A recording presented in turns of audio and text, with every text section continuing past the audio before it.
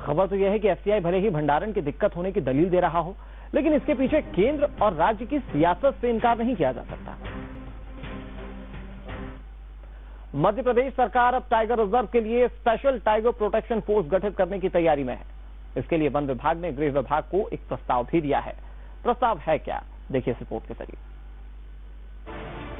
केंद्र के आदेश के बाद जागी राज्य सरकार।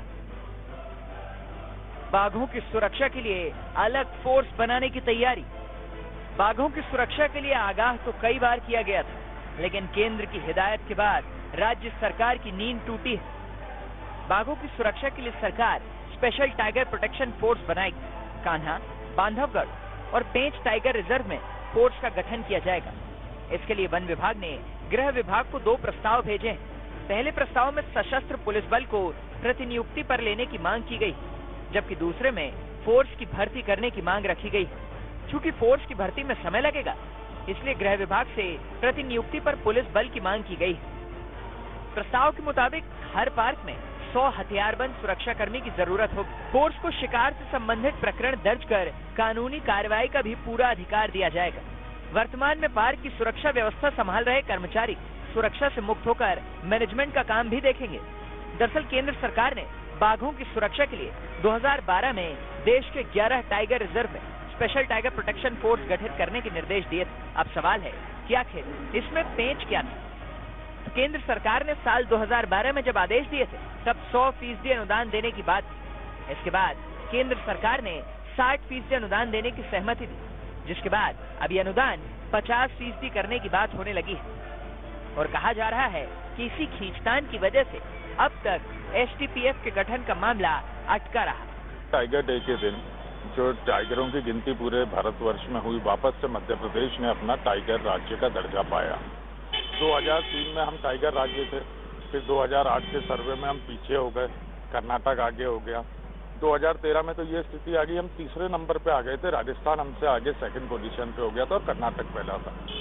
हमने पूरे देश में 37% टाइगरों की संख्या बढ़ी और मध्य प्रदेश अकेले में लगभग 60 से 70% टाइगरों की संख्या बढ़ी, जो ये अभी सर्वे आया है, और हमें वापस से टाइगर राज्य होने का गौरव प्राप्त हुआ है। तो जो प्रदेश में कमलनाथ जी की सरकार है, वो टाइगर्स को लेके बहुत संजीदा है कि किस तरीके से टाइगरों का और संरक्षण किया जाए और टाइगरों को बचाया जाए और इनकी जनसंख्या में वृद्धि की जाए। इन सब चीजों को लेते हुए कठिन से कठिन फैसले लिए जा रहे हैं। बाघों को जो प्रोटेक्शन की बात हो रही है, इसमें इनकी बातों का कोई दम नहीं है, क्योंकि पहले भी जो इन्होंने जितने भी वादे किए या जितने भी निर्णय किए, वो आज तक जमीन पर नीचे नहीं उतर पाए।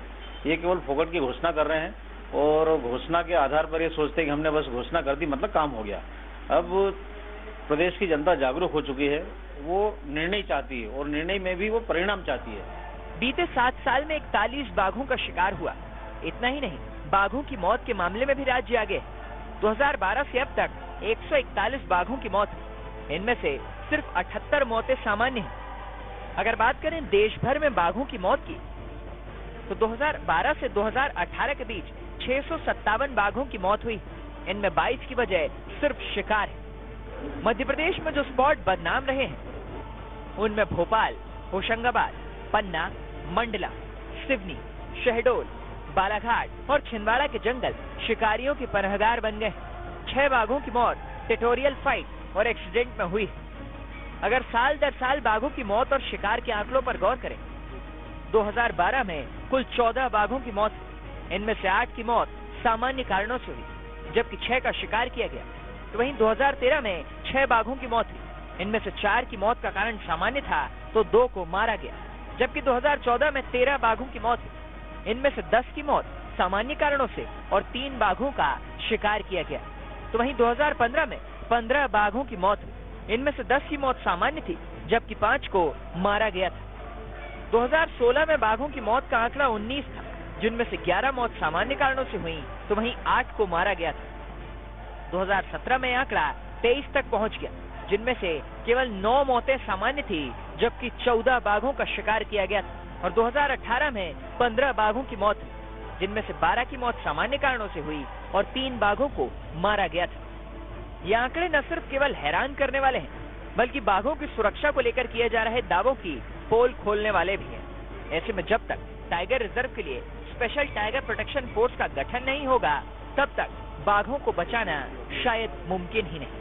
मध्य प्रदेश में बाघों की सुरक्षा को लेकर टास्क फोर्स के गठन को लेकर एक बार फिर कवायदे तेज हुई है। दरअसल मध्य प्रदेश में बढ़ती बाघों की संख्या को लेकर कमलनाथ सरकार सजग हुई है और टास्क फोर्स को लेकर गठन का पहल की जा रही है। लेकिन इसको लेकर विपक्ष ने एक बार फिर सरकार पर निशाना साधा है। विपक्ष ने कहा है कि अब तक कमलनाथ सरकार के वादे खोखले नजर आए हैं और एक बार फिर ऐसा ही कुछ कमलनाथ सरकार करती दिखाई पड़ रही है। बहरहाल इन सबके बीच बाघों की बढ़ती संख्या ने मध्य प्रदेश का सर देश के सामने फख्र से ऊंचा जरूर किया है। वीडियो जर्नलिस्ट नीरज जावलिया के साथ आदित्य सिंह, न्यूज़ 8 मध्य प्रदेश, छत्तीसगढ़।